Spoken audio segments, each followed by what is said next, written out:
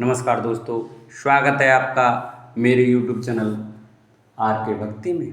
भक्तों, मैं आज आपको बृहस्पतिवार की व्रत कथा सुनाऊंगा, जिस कथा को करने से और सुनने मात्र से हमें मनवांछित फल की प्राप्ति होती है, विष्णु भगवान की हमें असीम कृपा प्राप्त होती है। तो आइए हम अपनी कथा को प्रारंभ करते हैं।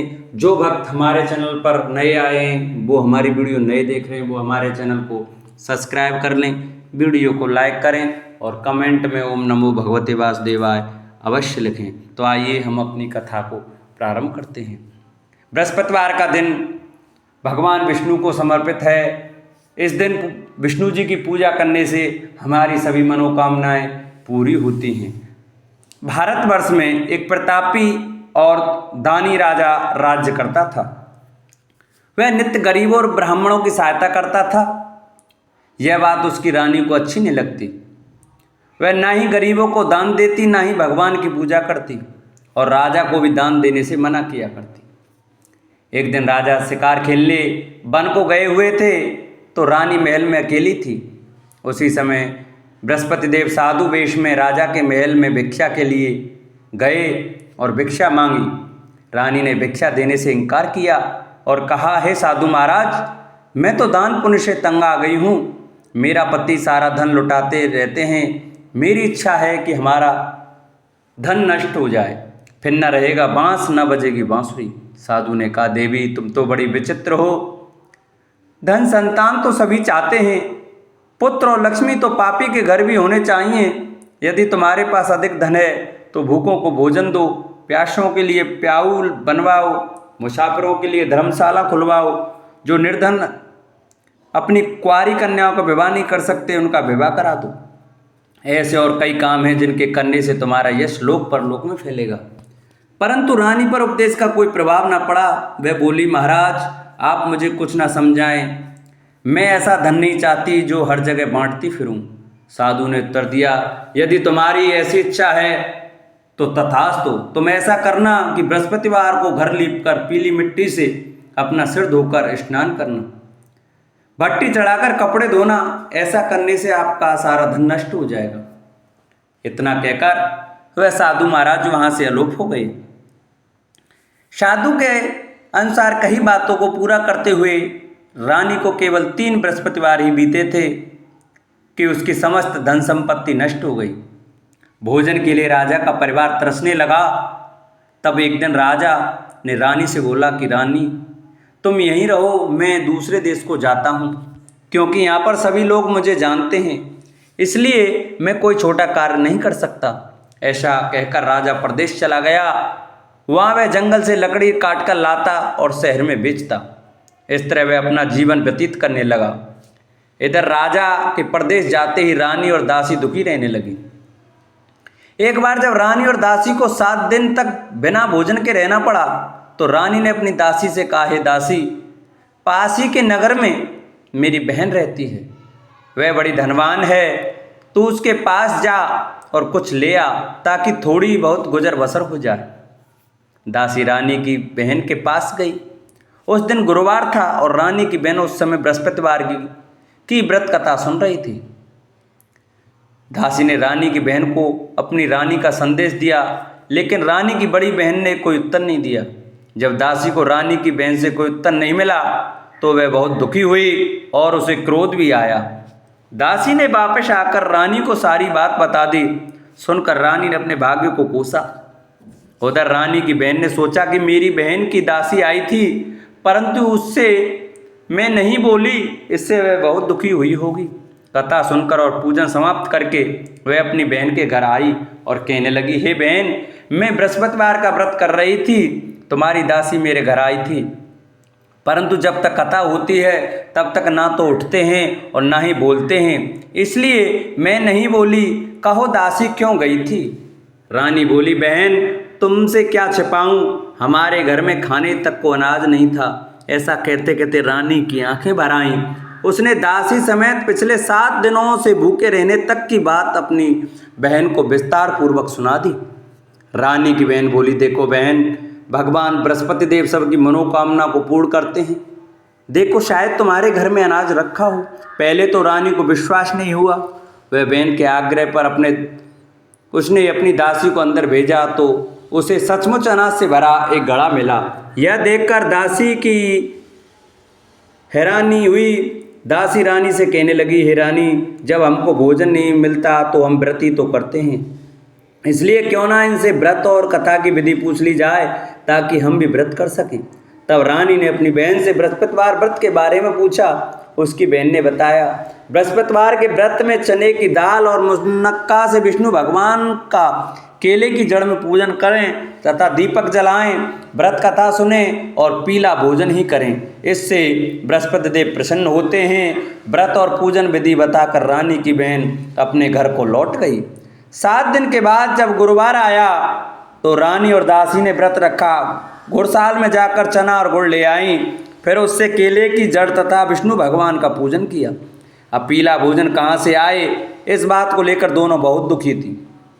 चूंकि उन्होंने व्रत रखा था इसलिए बृहस्पति देव उनसे प्रसन्न थे, इसलिए वे एक साधारण व्यक्ति का रूप धारण कर 2 थालों में सुंदर पीला भोजन दासी को दे गए। भोजन पाकर दासी बहुत प्रसन्न हुई। फिर रानी के साथ मिलकर भोजन ग्रहण किया। उसके बाद वे सभी गुरुवार को व्रत और पूजन करने लगी। बृहस्पति भगवान की कृपा से उनके पास फिर से धन संपत्ति आ गई, परंतु रानी फिर से पहले की तरह आलस्य करने लगी। तब दासी बोली, देखो रानी, तुम पहले इस प्रकार आलस्य करती थी, तुम्हें धन रखने में कष्ट होता था, इस प्रकार सभी धन नष्ट हो गया और जब भगवान बृहस्पति की कृपा से धन मिला है तो तुम्हें फिर से आलस्य होता है। रानी को समझाते हुए दासी कहती है कि बड़ी मुसीबतों के बाद हमने यह धन पाया है, इसलिए हमें दान पुण्य करना चाहिए, भूखे मनुष्यों को भोजन कराना चाहिए और धन को शुभ कार्यों में खर्च करना चाहिए, जिससे तुम्हारे कुल का यश बढ़ेगा, स्वर्ग की प्राप्ति होगी और पितृ प्रसन्न होंगे। दासी की बात मानकर रानी अपना धन शुभ कार्यों में खर्च करने लगी, जिससे पूरे नगर में उसका यश फैलने लगा। बृहस्पतिवार व्रत कथा के बाद श्रद्धा के साथ आरती की जानी चाहिए, इसके बाद प्रसाद बांटकर उसे ग्रहण करना चाहिए। एक दिन राजा दुखी होकर जंगल में एक पेड़ के नीचे आसन जमा कर बैठ गया। वह अपनी दशा को याद करके व्याकुल होने लगा। बृहस्पतिवार का दिन था। एकाएक उसने देखा कि निर्जन वन में एक साधु प्रकट हुए। वह साधु वेश में स्वयं बृहस्पति देवता थे। लकड़हारे के सामने आकर बोले, हे लकड़हारे, इस सुनसान जंगल में तू चिंता मग्न क्यों बैठा है?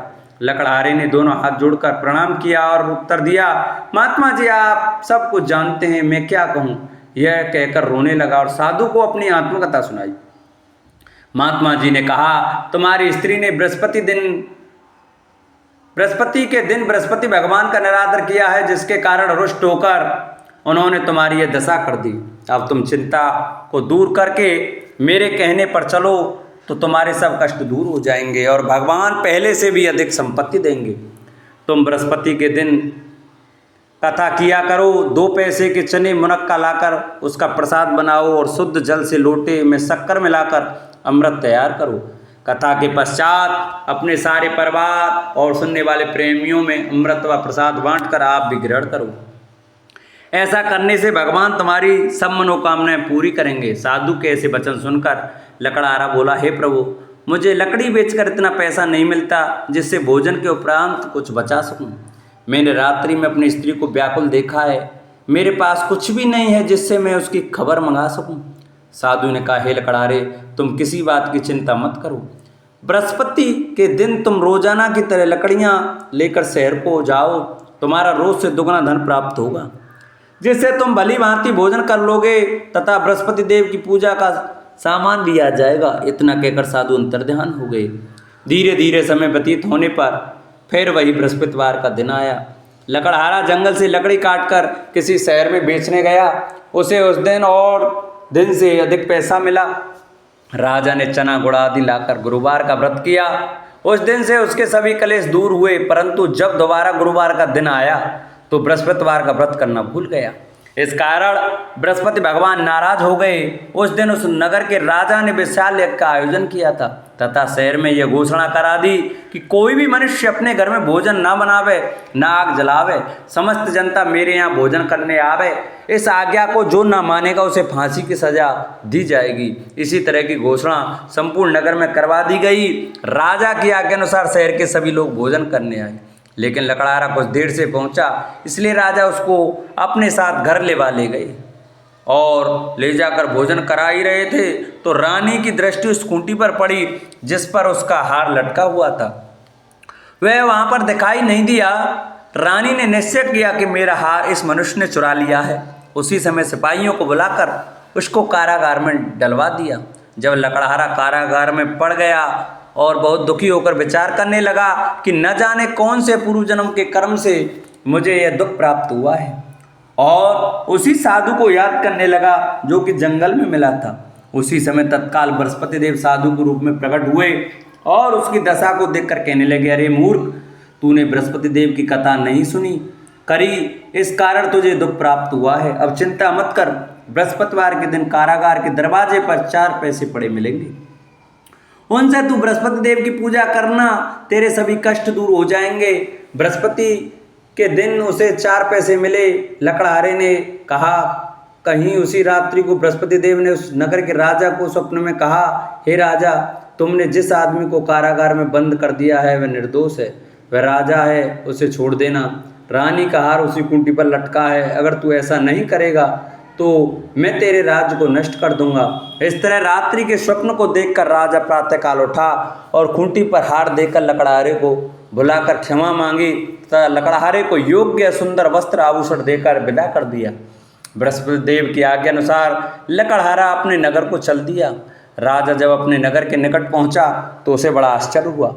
नगर में पहले से अधिक बाग, तालाब, कुएं तथा धर्मशाला, मंदिर आदि बन गए हैं। राजा ने पूछा, यह किसका बाग और धर्मशाला है?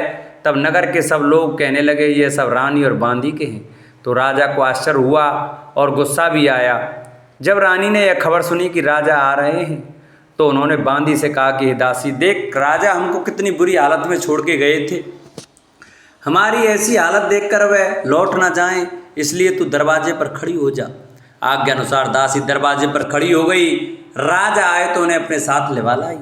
तब राजा ने क्रोध करके अपनी रानी से पूछा कि यह धन तुमने कैसे प्राप्त किया? तब उन्होंने कहा, हमें यह सब धन बृहस्पति देव के इस व्रत के प्रभाव से प्राप्त हुआ है। राजा ने निश्चय किया कि 7 रोज बाद तो सभी बृहस्पति देव का पूजन करते हैं, परंतु मैं प्रतिदिन दिन में 3 बार कहानी तथा रोज व्रत किया करूँगा। अब हर समय राजा के दुपट्टे में चने की दाल बंधी रहती तथा दिन में 3 बार कहानी कहता। एक रोज राजा ने विचार किया कि चलो अपनी बहन के यहाँ हुआ मैं। इस तरह निश्चय कर राजा घोड़े पर सवार हो अपनी बहन के यहाँ चलने लगा। मार्ग में उसने देखा कि कुछ आदमी एक मुर्दे को लिए जा रहे हैं। उन्हें रोककर राजा ने कहा, अरे भाइयों, मेरी बृहस्पति देव की कथा सुन लो। वे बोले, लो, हमारा तो आदमी मर गया है, इसको अपनी कथा की पड़ी है। परंतु कुछ आदमी बोले, अच्छा कहो, हम तुम्हारी कथा भी सुनेंगे। राजा ने दाल निकाली और जब कथा आदि हुई कि मुर्दा हिलने लग गया, और जब कथा समाप्त हो गई तो राम राम कह के मनुष्य उठकर खड़ा हो गया। आगे मार्ग में उसे एक किसान खेत में हल चलाता मिला। राजा ने उसे देख और उससे बोला, अरे भैया, तुम मेरी बृहस्पतिवार की कथा सुन लो। किसान बोला, जब तक मैं तेरी कथा सुनूंगा तब तक 4 हरैया जोत लूँगा, जा अपनी कथा किसी और को सुनाना। इस तरह राजा आगे चलने लगा। राजा के हटते ही बैल पछाड़ खाकर गिर गए तथा किसान के पेट में बड़ी जोर का दर्द होने लगा। उस समय उसकी माँ रोटी लेकर आई। उसने जब यह देखा तो अपने पुत्र से सब हाल पूछा और बेटे ने सभी हाल कह दिया। तो बुढ़िया दौड़ी दौड़ी उस घुड़सवार के पास गई और उससे बोली कि मैं तेरी कथा सुनूंगी, तू अपनी कथा मेरे खेत पर चलकर ही कहना। राजा ने बुढ़िया के खेत पर जाकर कथा कही, जिसके सुनते ही वे बैल उठ खड़े हुए तथा किसान के पेट का दर्द भी बंद हो गया। राजा अपनी बहन के घर पहुंचा। बहन ने भाई की खूब मेहमानी की। दूसरे रोज प्रातःकाल राजा जागा तो वह देखने लगा कि सब लोग भोजन कर रहे हैं। राजा ने अपनी बहन से कहा, ऐसा कोई मनुष्य है जिसने भोजन नहीं किया हो? मेरी बृहस्पतिवार की कथा सुन ले। बहन बोली, हे भैया, यह देश ऐसा ही है कि पहले यहाँ लोग भोजन करते हैं, बाद में अन्य काम करते हैं। अगर कोई पड़ोस में हो तो देखाऊं। वह ऐसा कहकर देखने चली गई, परंतु उसे कोई व्यक्ति नहीं मिला जिसने भोजन ना किया हो। अतः वह एक कुम्हार के घर गई जिसका लड़का बीमार था। उसे मालूम हुआ कि उसके यहाँ 3 रोज से किसी ने भोजन नहीं किया है। रानी ने अपने भाई की कथा सुनने के लिए कुम्हार से कहा। वह तैयार हो गया। राजा ने जाकर बृहस्पतिवार की कथा कही, जिसको सुनकर उसका लड़का ठीक हो गया। अब तो राजा की प्रशंसा होने लगी। एक रोज राजा ने अपनी बहन से कहा कि हे बहन, हम अपने घर को जाएंगे, तुम भी तैयार हो जाओ। राजा की बहन ने अपनी सास से कहा। सास ने कहा, चली जा, परंतु अपने लड़के को मत ले जाना, क्योंकि तेरे भाई के कोई औलाद नहीं है। बहन ने अपने भैया से कहा, हे भैया, मैं तो चलूंगी, पर कोई बालक नहीं जाएगा। राजा बोला, जब कोई बालक नहीं चलेगा तब तुम भी क्या करोगी। बड़े दुखी मन से राजा अपने नगर को लौट आया। राजा ने अपनी रानी से कहा, वह निर्वंशी है, हमारा मुख देखने का धर्म नहीं है और कुछ भोजन आदि नहीं किया। रानी बोली, हे प्रभु, बृहस्पति देव ने हमें सब कुछ दिया है, वह हमें औलाद अवश्य देंगे। उसी रात को बृहस्पति देव ने राजा से स्वप्न में कहा, हे राजा, उठ, सभी सोच त्याग दे, तेरी रानी गर्भ से है। राजा की यह बात सुनकर बड़ी खुशी हुई। 9वें महीने में उसके गर्भ से एक सुंदर पुत्र पैदा हुआ। तब राजा बोला, हे रानी, स्त्री बिना भोजन के रह सकती है, पर बिना कहे नहीं रह सकती। जब मेरी बहन आवे तुम उनसे कुछ कहना मत। रानी ने सुनकर हाँ कर दिया। जब राजा की बहन ने यह शुभ समाचार सुना तो वह बहुत खुश हुई तथा बधाई लेकर अपने भाई के यहाँ आई। तभी रानी ने कहा, घोड़ा चढ़कर तो नहीं आई, गधा चढ़ी आई। राजा की बहन बोली, भाभी, मैं इस प्रकार न कहती तो तुम्हें औलाद कैसे मिलती। बृहस्पति देव ऐसे ही हैं, जैसी जिनकी मन में कामना है सभी को पूर्ण करते हैं। जो सद्भावना पूर्वक बृहस्पतिवार का व्रत करते हैं एवं कथा पढ़ता अथवा सुनता है, दूसरों को सुनाता है, बृहस्पति भगवान उनकी सभी मनोकामना पूरी करते हैं। भगवान बृहस्पति सदैव रक्षा करते हैं। संसार में जो मनुष्य सद्भावना से भगवान जी का पूजन व्रत सच्चे हृदय से करते हैं तो उनकी सभी मनोकामना पूर्ण करते हैं। जैसी सच्ची भावना से रानी और राजा ने उनकी कथा का गुणगान किया तो उनकी सभी इच्छाएं बृहस्पति देव जी ने पूरी की थीं। इसलिए पूर्ण कथा सुनने के बाद प्रसाद लेकर जाना चाहिए। हृदय से उसका मनन करते हुए जयकारा बोलना चाहिए। बोलो बृहस्पति देव भगवान की जय। प्राचीन काल में एक ब्राह्मण रहता था। वह बहुत निर्धन था। उसके कोई संतान न थी। उसकी स्त्री बहुत मलिनता के साथ रहती थी। वह स्नान न करती, किसी देवता का पूजन न करती। इससे ब्राह्मण देवता बड़े दुखी थे। बेचारे बहुत कुछ कहते थे, किंतु उसका कुछ परिणाम न निकला। भगवान की कृपा से ब्राह्मण की स्त्री के कन्या रूपी रत्न पैदा हुआ। कन्या बड़ी होने पर प्रातः स्नान करके विष्णु भगवान का जाप व बृहस्पतिवार का व्रत करने लगी। अपने पूजन पाठ को समाप्त करके विद्यालय जाती तो अपनी मुट्ठी में जौ भर के ले जाती और पाठशाला के मार्ग में डालती जाती। तब ये जौ स्वर्ण के हो जाते। लौटते समय उनको बीन कर घर ले आती। एक दिन वह बालिका सूप से सोने के जौ को फटक कर साफ कर रही थी कि उसके पिता ने देख लिया और कहा, हे बेटी, सोने के जौ के लिए सोने का सूप होना चाहिए। दूसरे दिन बृहस्पतिवार था। इस कन्या ने व्रत रखा और बृहस्पति देव से प्रार्थना करके कहा, मैंने आपकी पूजा सच्चे मन से की हो तो मेरे लिए सोने का सूप दे दो। बृहस्पति देव ने उसकी प्रार्थना स्वीकार कर ली। रोजाना की तरह वह कन्या जौ फैलाती हुई जाने लगी। जब लौटकर जौ बीन रही थी तो बृहस्पति देव की कृपा से सोने का सूप मिला। उसे वह घर ले आई और उसमें जौ साफ करने लगी, परंतु उसकी माँ का वही ढंग रहा। एक दिन की बात है कि वह कन्या सोने के सूप में जौ साफ कर रही थी। उस समय उस शहर का राजपुत्र वहाँ से होकर निकला। इस कन्या के रूप और कार्य को देखकर मोहित हो गया तथा अपने घर आकर भोजन तथा जल त्याग कर उदास होकर लेट गया। राजा को इस बात का पता लगा तो अपने प्रधानमंत्री के साथ उसके पास गए और बोले, हे बेटा, तुम्हें किस बात का कष्ट है? किसी ने अपमान किया है अथवा और कारण हो सो कहो, मैं वही कार्य करूँगा जिससे तुम्हें प्रसन्नता हो। अपने पिता की राजकुमार ने बातें सुनी तो वह बोला, मुझे आपकी कृपा से किसी बात का दुख नहीं है, किसी ने मेरा अपमान नहीं किया है, परंतु मैं उस लड़की से विवाह करना चाहता हूँ जो सोने के सूप में जौ साफ कर रही थी। यह सुनकर राजा आश्चर्य में पड़ गया और बोला, हे बेटा, इस तरह की कन्या का पता तुम ही लगाओ, मैं उसके साथ तेरा विवाह अवश्य ही करा दूंगा। राजकुमार ने उस लड़की के घर का पता बताया। तब मंत्री उस लड़की के घर गए और ब्राह्मण देवता को सभी हाल बतलाया। ब्राह्मण देवता राजकुमार के साथ अपनी कन्या का विवाह करने के लिए तैयार हो गए तथा विधि विधान के अनुसार कन्या का विवाह राजकुमार के साथ हो गया। कन्या के घर से जाते ही पहले की भांति उस ब्राह्मण देवता के घर में गरीबी का निवास हो गया। अब भोजन के लिए भी अन्न बड़ी मुश्किल से मिलता था। एक दिन दुखी होकर ब्राह्मण देवता अपनी पुत्री के पास गए। बेटी ने पिता की दुखी अवस्था को देखा और अपनी माँ का हाल पूछा। तब ब्राह्मण ने सभी हाल कहा। कन्या ने बहुत सा धन देकर अपने पिता को विदा कर दिया। इस तरह ब्राह्मण का कुछ समय सुखपूर्वक व्यतीत हुआ। कुछ दिन बाद फिर वही हाल हो गया। ब्राह्मण फिर अपनी कन्या के यहाँ गया और सारा हाल कहा तो लड़की बोली, हे पिताजी, आप माताजी को यहाँ ले लाओ, मैं उसे विधि बता दूंगी जिससे गरीबी दूर हो जाए। वह ब्राह्मण देवता अपनी स्त्री को साथ लेकर पहुँचे तो अपनी माँ को समझाने लगी, हे माँ, तुम प्रातःकाल स्नान आदि करके विष्णु भगवान का पूजन करो तो सब दरिद्रता दूर हो जाएगी। परंतु उसकी मांग ने एक भी बात नहीं मानी और प्रातःकाल उठकर अपनी पुत्री के बच्चों के झूठन को खा लिया। इससे उसकी पुत्री को बहुत गुस्सा आया और एक रात को कोठरी में सभी सामान निकाल दिया और अपनी माँ को उसमें बंद कर दिया।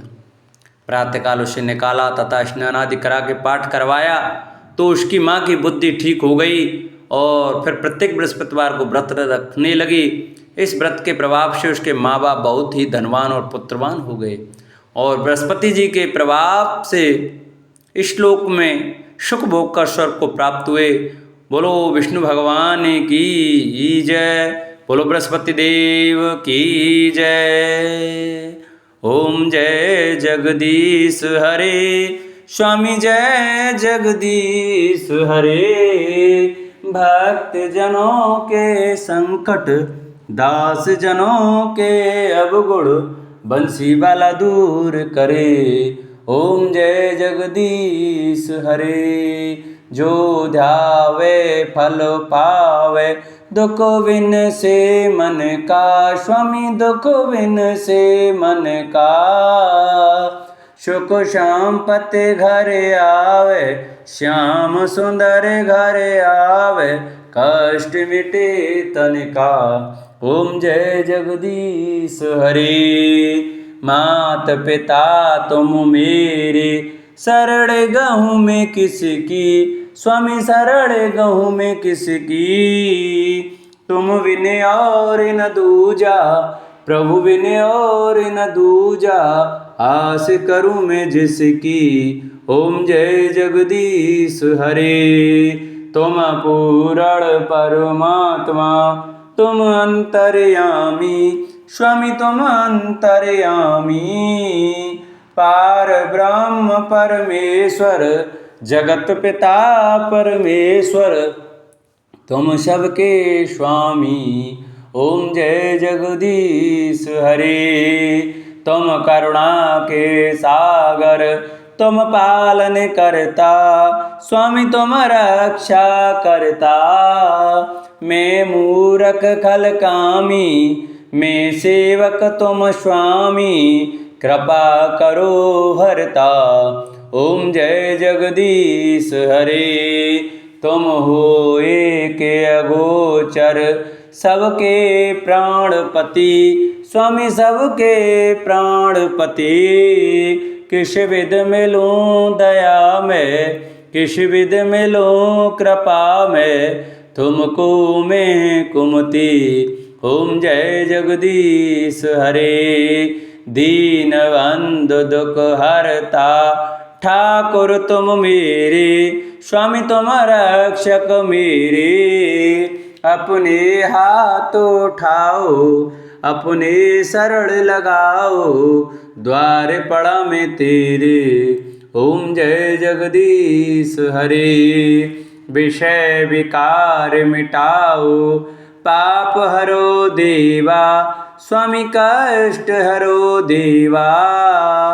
श्रद्धा भक्ति बढ़ाओ, श्रद्धा प्रेम बढ़ाओ, संतन की सेवा। ओम जय जगदीश हरे। तन मन धन सब कुछ है तेरा, स्वामी सब कुछ है तेरा।